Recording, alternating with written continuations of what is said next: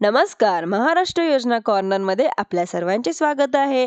आज आपण आपल्या व्हिडिओच्या माध्यमातून आपण बघणार आहोत की ज्येष्ठ नागरिकांना मिळणार पेन्शनचा लाभ जाणून घेऊया आजच्या व्हिडिओच्या माध्यमातून। केंद्र सरकारच्या वतीने असंघटित क्षेत्रातील कामगारांसाठी आर्थिक मदत म्हणून ई श्रम कार्ड पेन्शन योजना सुरू केली आहे।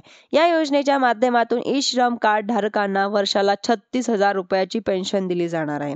ई श्रम कार्ड पेन्शन योजना त्या सर्व लोकांसाठी बनवण्यात आली आहे जे असंघटित क्षेत्रात काम करतात। यामुळे जेणेकरून त्यांच्या उपजीविकेसाठी शाश्वत विकास निश्चित करता येईल। आपण आपल्या व्हिडिओच्या माध्यमातून ई श्रम कार्ड पेन्शन योजनेची संपूर्ण माहिती बघणार आहोत। ई श्रम कार्ड पेन्शन योजनेचा कोणाला लाभ, ई श्रम कार्ड पेन्शन योजनेचे फायदे, उद्दिष्टे, पात्रता, या योजनेसाठी कसा करायचा अर्ज, या सर्व गोष्टी आपण आपल्या व्हिडिओच्या माध्यमातून बघणार आहोत।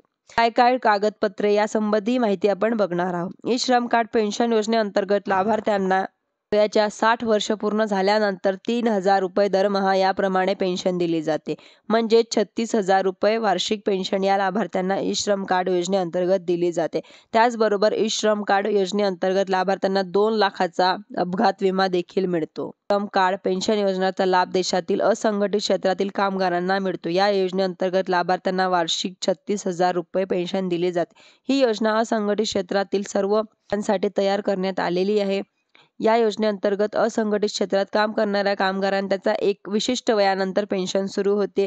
ई श्रम कार्ड पेन्शन योजनेअंतर्गत लाभार्थ्यांना 60 वर्ष पूर्ण झाल्यानंतर 3,000 रुपये दरमहा याप्रमाणे दिले जातात। कागदपत्रे: आधार कार्ड, ई श्रम कार्ड, बँक खाते passbook, mobile number, email ID, passport size आकाराचा फोटो।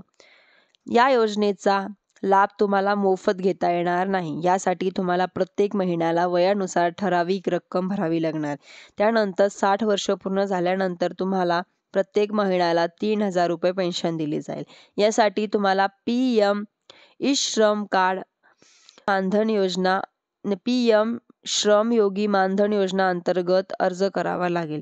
ही योजना कामगारांना सामाजिक आर्थिक दृष्ट्या सक्षम करण्यासाठी सुरू करण्यात आली आहे। या योजनेचा लाभ घेण्यासाठी ऑनलाईन आणि ऑफलाईन अशा दोन्ही पद्धतीने अर्ज करू शकतात। अशाच नवीन योजनांसाठी माझ्या चॅनलला लाईक, सबस्क्राईब आणि शेअर करायला विसरू नका, जेणेकरून अशीच महत्त्वपूर्ण अपडेट्स आम्ही तुमच्यासाठी आणत राहू। धन्यवाद।